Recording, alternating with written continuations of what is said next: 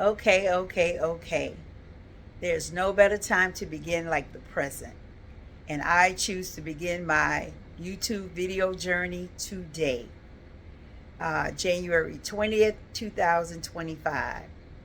What better day to do it but on Dr. Martin Luther King Jr. Day, right? Free at last, free at last. Thank God Almighty, I'm free at last. I'm coming out. I wanted to do YouTube videos for the last 2 years, and you guys have missed a lot of very good, important content. I mean, my life has been an episode, and in a good way, but in a challenging way. I'm not coming on here to be immature. I want to act my age. I'm 56, and I want to show people that life doesn't stop because life is lifing. I'm 56, and I'm going to be 57 in March. I'm excited about my age. I never hid my age, and I want to do more. I want my voice to be heard. I have things to say, experiences to share. I want to be myself. And so I just got up, got myself together, and said, I'm going to begin today. I've been serious about it for a few years. And I've always had to wait because of the different transitions that were occurring in my life. And eventually I'll get into that. But one of the things that really motivated me the most to start this was my whole idea that I matter. And I wanted to be able to be myself and to be heard. A few years ago, I kept hearing the saying, like back in 2014, 2015, I heard, it's like this statement stuck with me and kept sticking with me. That statement was, it's not all about you. It's about the big picture. And for some reason, that thing annoyed me. I was annoyed hearing that. And upon further investigation in myself as to why it was bothering me, I was like, nah, that's like downplaying who you are as an individual. And each individual in this world matters. And so I began to say, it's not all about me, but it's somewhat about me. To neglect yourself is a travesty. To not care for yourself properly, because that's what neglect means, to fail to care for yourself properly is a travesty. Other people can mistreat you and will mistreat you and do things to you, but to mistreat yourself, that's not good. So I stopped allowing myself to just be frustrated and angry, and I began to say to myself, hey, your feelings matter, how you see things matter, what you want to say matter. Treat yourself well. Even the more. Find out why you're so disturbed in your spirit. It may not be all about me all of the time, but it's somewhat about me some of the time. I matter. My individual self matters. And that's what my platform is. That's what my conversation is. I've been doing self-care since the early 90s. Mindset has been a part of who I have been from childhood. I feel like I've coined the term. I feel like I'm the one that coined that term. So my mindset, I started looking at my mindset, and I began to really work on it even the more. And also, over 7 years ago, I went on the journey of losing the weight that I had gained through my frustration of life and busyness of life. And I decided that no, I want to take care of myself. And I lost 100 pounds on my own without any drugs. I lost 100 pounds on my own without any supplements, I did it naturally, everything naturally and working out. And it was hard. It was very tough. I did it in stages, and I tightened up so I didn't have a whole lot of loose skin because I would do it gradually. And it took about a little over a year and a half, and I lost 100 pounds. I lost 85 first, and then further down the road, I lost the additional 15. Had gotten myself a trainer and began to work on me. Um, and I'm proud of myself. When I say I'm so proud of myself, I am so proud of myself. I have so many changes that have occurred in my life. And I'm excited. I mean, at 56, I mean, I got something to say. I'm online now because everybody's out of the house. Praise the Lord. Everybody is gone. The house is kind of quiet. The minute I started trying to do this and trying to stand the phone up, the phone started ringing, all kinds of stuff, because we still have a house line, landline. And I could hear the washer, I could hear all the stuff, but I said, you know, nothing will deter me from beginning today. This is my now. This is my new. This is my beginning. This is my fresh start within my fresh start. About a year ago, when I got closer and closer to trying to make this happen, and was concerned whether or not I should do it, the Lord allowed me to hear a couple of people on social media. And let me tell you, I'm not a techie person. I'm not a computer person. I'm not even a social media person. But maybe over about 5 years ago, I started watching a bit of YouTube and different stuff, and fell in love with a few families that I follow, that I've been following for a few years now, whose lives I enjoy watching. Just recently I came into another one, but last year, the young lady Dash, the Lord used her to her message to inspire and to encourage me to begin. Later on, the gentleman Dontay London, I think is his name, and I just was really taken with their videos, especially Dash. I mean, she was exciting, refreshing, because she was natural and spontaneous, very much herself. I love natural. I love being myself. I love myself. I'm just going to tell you, I love myself, and nobody will ever take that from me. I love me some Rhonda Jacqueline. Um, and I'm not going to ever let that go. I like to speak well of myself, because I have a lot to offer. I've been a blessing to a lot of people, and I am just really taking the time to be a blessing to myself. But anyway, back to Dash. The young lady was so funny, and she was so thrilling to watch. And then after a while, you know, she could be a bit annoying and wise at the same time, loving and funny and comical. And she just being herself is attractive. I love that. And so I intend to be myself. I have a lot of gifts. God has blessed me with a lot of gifts. But I've been in a transitional life. I've been transitioning in my life. I don't mean transitional in terms of, you know, certain things, but just been transitioning. And a lot of changes. And I would like to share my journey with others, that you can be a woman of God without compromise. You can be an intelligent person without, you know, revealing too much of your secrets or too much of your stuff.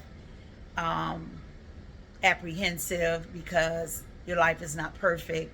You don't have to be perfect. And you don't have to also reveal all of your flaws. You could just be you. And I'm sure that there would be an audience of people that you're able to reach. I'm able to reach, just being myself, just being who I am. I would say, if I wanted to begin with anything, I thank God for the courage that I do have. I've not had it before. I've not had it, you know, before trying to take this leap. I've been a little apprehensive, a little nervous, and that bothered me, because I've been an outgoing person, and I realized that my traumas kind of have changed my life, changed me a little bit, and I want to recapture who I am. I have been that person that makes people laugh and inform people, inspire people. I've been that in a lot of people's lives, and I just want to recapture, you know, my courage, my bravery, my loving spirit, you know, my genuineness, even my spiritual side, which I do love about me. I think there are about 6 things that I possess, 6 characteristics that I possess that the world has attacked throughout centuries, throughout history. Um, One is my race, which is black, uh, my color, which is the darker hue, um, my gender, which is female. You know, we're always under attack. Um, I would say, you know, my culture, I'm Caribbean. You know, when I was born on the island of Tortola, and I came to the state of Florida when I was 4. I am a citizen. And everybody that spoke like an islander was either considered a Haitian or a Jamaican. So we were always ridiculed, and my parents were, because they spoke it more than anything. But so that's one thing. And the other thing would be my size, being plus size, and my faith, which is Christian. And I had nothing to do with any of them. um, they own me. I was raised Christian, and all of these things that I have been, I plan to live out loud. I got healthy, plus size, pretty much a little chubby child all of my life, always pretty though. And,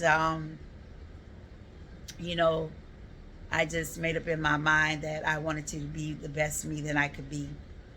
And the next level of my journey is total fitness.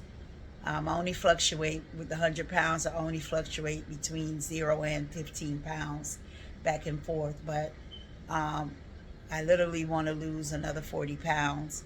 And I want to be solid muscle and fit. When I was growing up, I am a former athlete. I went to school for basketball. And I played volleyball. I coached volleyball. I coached basketball. So I have athleticism under my belt.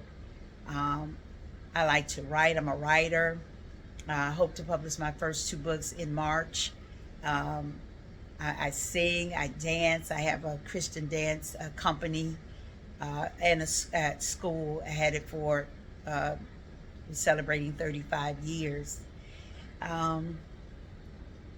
And I was married for 33 years, separated at the 30th year because of indiscretion on his part, and waited, and then divorced in 2022. So I've only been divorced for 2 years. So that's the transition that I was talking about. Just different. I didn't have any kids of my own, but I raised 5 kids. He had twins. I raised his son. And then we acquired his daughter's children, 3 of them, and a nephew. So I had age 4, 3, 2, and 2 months that I raised all the way to graduation from high school into college for one of them. So these were a lot of changes for me. I also lost, the time that I separated, I lost my father in 4 months. But I was able to be with my dad. Dad and I were close. I would consider myself his favorite. I know my siblings then would be like, what? But they know. And that was hard because the patriarch of our family is gone. It has always just been the 6 of us up here. Wasn't really raised in close proximity with my grandparents or anything like that. It was just always the 6 of us, my mom, my dad, and my 3 siblings and myself. And I was the 3rd child. Now, one of the things that people normally say is, you know, black sheep of the family. But because words are very important to me, I don't call myself the black sheep of the family anymore. But definitely, I was a different one. I think my oldest brother and myself, the boys are on the end, the girls are in the middle. So, you know, it's just, I've always been, you know, just very strong-willed. I guess I would say strong-willed. But I've had a life. At one time, I felt like my own mother didn't like me. And I feel like she kind of set a tone to my life. She just changed so many things about me. I was a jovial kid, My mom said I walked and talked at 8 months. She named me Rhonda after the actress Rhonda Fleming, and Jacqueline is my middle name. She named me after Jacqueline Onassis. Um, Rhonda Fleming is actually a Christian woman to this day. I'm dramatic probably because my mom was thinking about, her being an actress. And so I'm dramatic. And then when I looked up my name means noisy. So come on, like, you name me all of these things, and I'm behaving exactly the way you name me. I have a class and an elegance about myself, just like Jackie O. And I'm just enjoying growing. I was an educator, reading and English teacher for middle school. My certification was in reading. I graduated with a bachelor's degree from St. Thomas University, in English honors, from my master's degree in reading from Nova Southeastern University. Um, I mean, I'm me. I'm doing my thing. I love to learn. I was professor at Miami-Dade College. I also did a stint at Nova Southeastern University, teaching teachers how to teach reading. Um, I taught reading at Miami-Dade College, and English and writing, um, as an adjunct.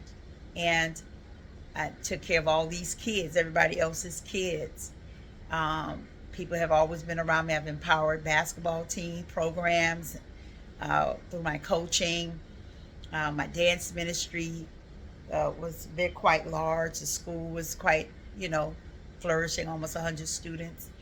And I just done a whole lot of things. But in the process, I've carried this thing about me, where there was a deep frustration. I feel like I had expectations for life, and that I'm an educated, intellectual woman, and I should be in school, and but the path that I have taken, the things I've encountered, even though I have done many leadership things, I've had some successes in many of the things that I take on. I finish projects, when whatever my hands find to do prospers. I am a person of excellence. The frustration that I felt those years in my marriage really opened my eyes up to time that was being wasted, gifts that were being wasted, being taken for granted. And I just said, it's time to get off the bus, stop the train, and land this plane. Because something is messing up my frequency. This is not the life that God planned for me. I teach Bible. I'm a minister of the gospel of Jesus Christ. Just so many avenues that I've taken. I am not just a church goer. I have a personal relationship with Jesus Christ that I'm very proud of. I gave my life to the Lord when I was 9 years old. And at 19 years old, I recommitted my life. At 20, I got married. Never wanted to get married early. Always wanted to get married later on in life, but I got married early for whatever reason. And that marriage has been a journey. And when I got out of it, I was relieved. I was angry, but the last years before actual divorcing were the toughest years of my life. The 3-year separation, and then the 2 years before. Just leaving it all together.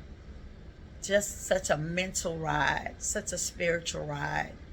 You just really begin to know yourself, and you begin to see. And of it, let me tell you what I learned the most, which I hope to encourage you and anyone else. I think it's so, so, so important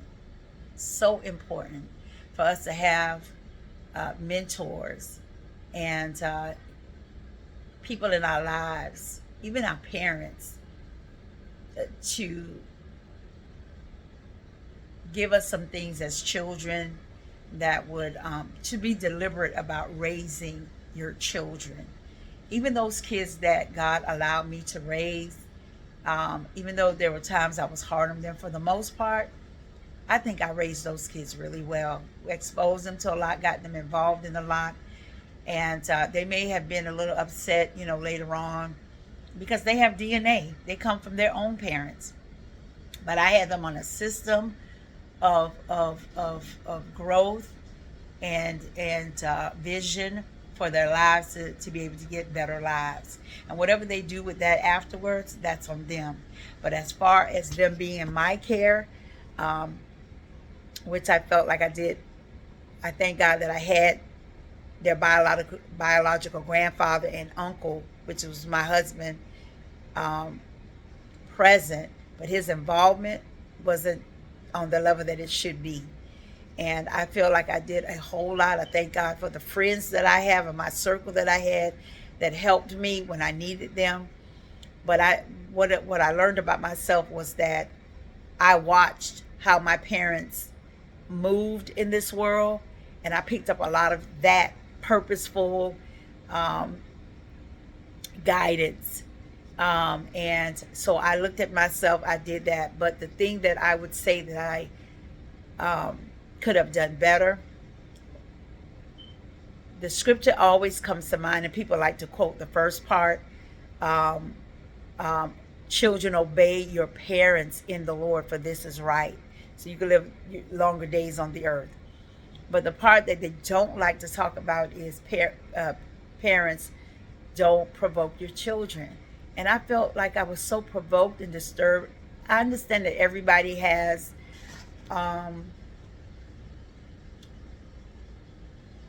history and have their own background. But see, that's why it's so important to have outlets to address what's going on with children,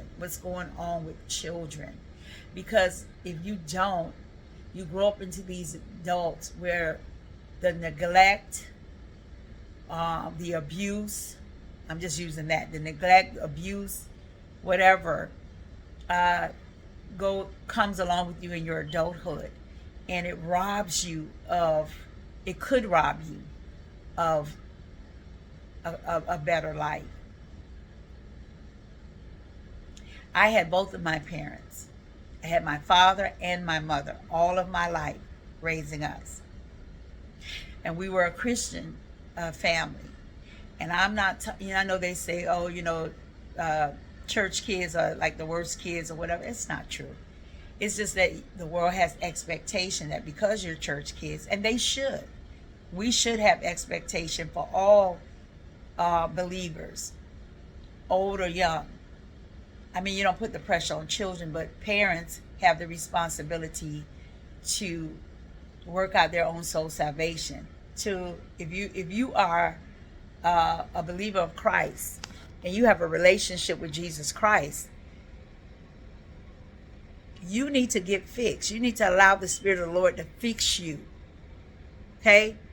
Take time out really and submit that broken side of you so that you can better represent God, better represent the kingdom of God. Like, don't just ignore it, and because I feel like if you belong to God, you have the better portion. So if you have the better portion, then you should behave better in representing yourself, representing your family, representing the family of God. You need to take time out. All of this church hurt stuff that's going on now in this century, it's a real thing. It's a real deal. I feel like I'm one of the gatekeepers of the church. I don't want to be downing the church and talking the church business to world people, because it's our business. However, in this day and time, especially in the Western church, all church goers are not believers. Sorry. Everybody that's going to church, don't believe in God, don't believe in Jesus Christ. A lot of people do it out of tradition, and to satisfy grandparents, grandma, granddad.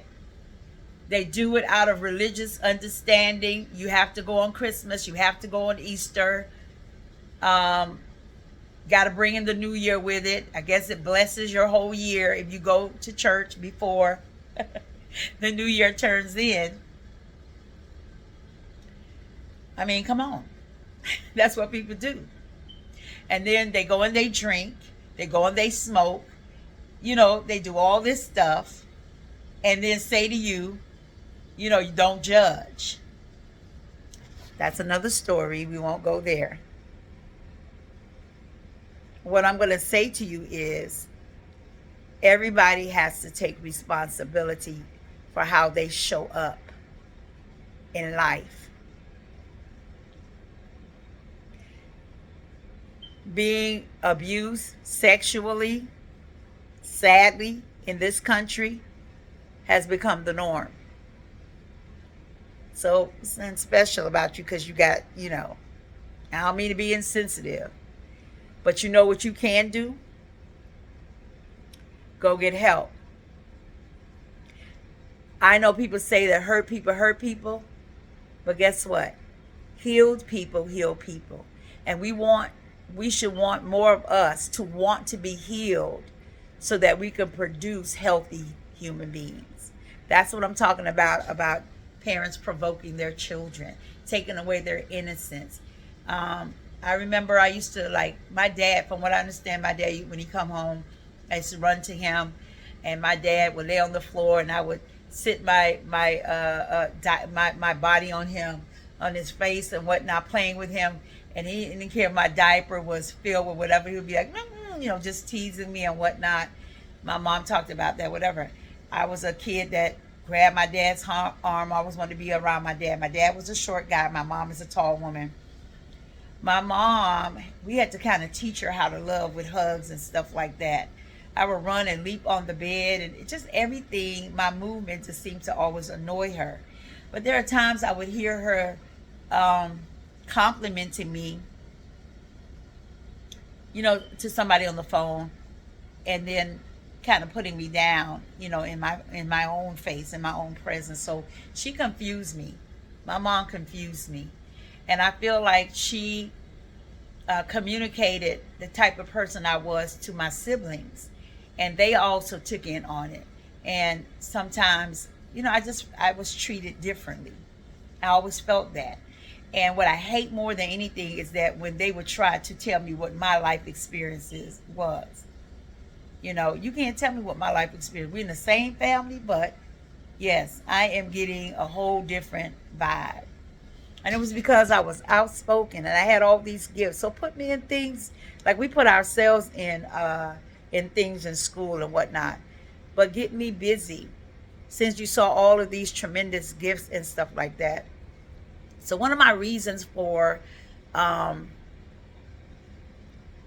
just starting out this video is this is going to be a platform for me to totally be myself, who I am, coming out. I've had years of, I really am a self-proclaimed foundationalist and reflectionist. I've always done that. I've always looked at my foundations and say, even when I'm coaching, even when I teach dance, even when I do what I do, teach school, I understand how you start a thing can determine how you end. So I started really listening to my soul speak to me.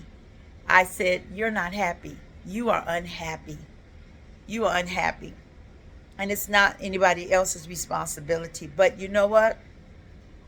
It is important for you to address it. Why would you not address your own hurt, your own discomfort? Why walk around like a mad person? Why walk around? And I'm not saying that I was walking around a mad person, but there were times that, you know, the effect on me from my childhood would be displayed. And I may not have made the connection, but through the process of wanting to become a better person and to not lose my potential or hide my potential or distort my potential for being great. Because I have that potential. I possess that potential to be great. On my wall, which I'll show you, I'm in another room now. But on my wall, I have 2 times Pulitzer Prize winner, Nobel Prize recipient. Because I believe that I have that level of ability. It's not far-fetched. Not with the kind of brain that I have, not with the kind of thinking that I have. I refuse to not speak well of myself. I refuse to not think, even at 56 years young, that I could be great. I'm already great. This is a great step that I'm taking. I'm showing resilience. I'm showing fortitude. I'm showing maturity. I'm showing courage, even on being here. Thanks, Dash. Thank you, Dontay London. You're absolutely right. YouTube is an opportunity to speak, an opportunity to share, an opportunity to be yourself, an opportunity to grow, an opportunity to evolve and to find a place in this world, no longer shrinking back. That's me. That's me.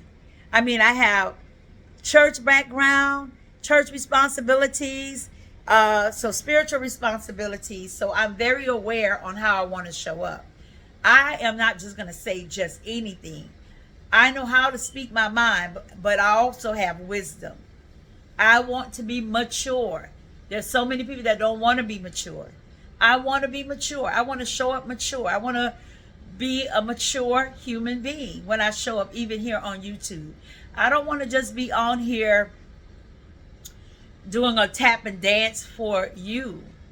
Then once again, I'm not being myself. I'm being controlled by what is being dictated to me. No, I'm going to do the dictating. I want to be responsible. You know, I don't want to always pay attention to the negative, but I don't want to avoid talking about it because it's a reality. It's truth. Raise your children differently. I didn't allow those kids that I didn't allow them to date. Because, come on, in this day and time, those people that may not have raised their kids well, or whose children are being exposed to all kinds of stuff, when they get involved romantically with your child and fall in love and get angry, get upset, you know, and want to retaliate, they want to take you out too. They want to take out the parents. I am not dying for people that I did not bring into this world myself. What? I mean, I don't want to die if I had my own kids and you know, whatever. But definitely not for people that I birthed out of this down here. No. So you could date when you graduate. You could date when you graduate. You could date when you graduate. That's let's make a shirt, okay? I am not going home to be with Jesus early because, you know, your little private parts are speaking, you know, and you mad about whatever. No, I don't think children have the mental levels to handle relationships like that. That's why you have those double suicides and all that stuff. Nah, not doing it. I don't care what you say. I'm not doing it. Yes, there may be some kids that are mature enough. I guess you have to know. But for the most part, they're like the majority and the average are not. Okay? And those kids that I raised with the DNA that they had in them, they weren't ready for it. Trust what I say. Anyway, I'm excited about this journey. I'm glad that I got on here and I began to talk. It was tough getting started initially, but I guess you could say I'm starting a somewhat about me movement. I'll talk to especially the people in my age group, Generation X. I'm going to tell you, Generation X, who are believers, we are influencers. We have wisdom that we need to share and impart. We know the truth and we hold the truth before us. We know it. And I want to show you that you don't have to put on a whole dance act, a whole drama to reveal the power that you possess. At 56, I said at 56, what a brilliant age. What a great age. I look good. Yes, I do. I don't need you to agree, but you can if you like. I look good. Yes. I'm going to look even better. Menopause. I'm going to tell you, I didn't go through the hot flashes and all that, but I'm starting to experience some of the pains and stuff like. I don't like that. Because when I was working out, I was tearing that gym up. I was going 4 and 5 in the morning, staying and going to work, coming back midday, going maybe sometime at night. I mean, I was hitting the gym 7 days a week. I really pushed myself, pushed my body. I'm a former athlete myself, so, but it was hard. Now, it's tough. It's tough now. But let me encourage Generation X. Come on, don't down me. Come and join me. Thank you, Dash. Thank you, Dontay London. Thank you, thank you, thank you, thank you. I take your wisdom. I take your encouragement. I take your encouragement to get on here, to do our thing. YouTube, thank you, thank you, thank you, thank you, thank you. Thank you for the opportunity. This is my first video, and there's so much more that I have to say. Let's grow together. Support me. So subscribe to my channel. Oh, let me tell you, I don't know how to edit. I don't know how to do a whole lot of stuff. I was just watching Dash before I decided to get up and do this again, and she was talking about having a connection to music, download some music that didn't infringe on copyright. Listen, I'm gonna have to be careful about all that stuff. Don't understand all of that stuff, but guess what? Started anyway, because I plan to learn. I am a learner. You know, I do get nervous at computer stuff and tech stuff and whatnot, but then I tell myself, come on, let's go, let's do it. So you know what? You missed some great content. Had I started 2 years ago, I had a lot to tell you, a lot to show you. But now you get to kind of fumble through this process with me. It's going to be an experience. Let's take the ride together. Thank y'all so much. Thank you, thank you, thank you, YouTube, for giving me an opportunity to be on a platform that helps me reveal myself to the world on my own terms. And I plan to do it wherever it takes me, praying that it takes me to monetization. So I'm speaking that out there. I'm putting it out there. I will be monetized because I will have people that would be interested in hearing what I have to say. So y'all have a marvelous day, a marvelous Monday, marvelous MLK day. And pray for me. Keep me in your prayers. Rhonda Jacqueline, the Somewhat About Me. That's the name of my channel, Somewhat About Me. It may not be all about me all of the time, but it is somewhat about me some of the time. I am a small puzzle piece in the big picture. Don't forget it, and so are you. God bless. Take care. Bye.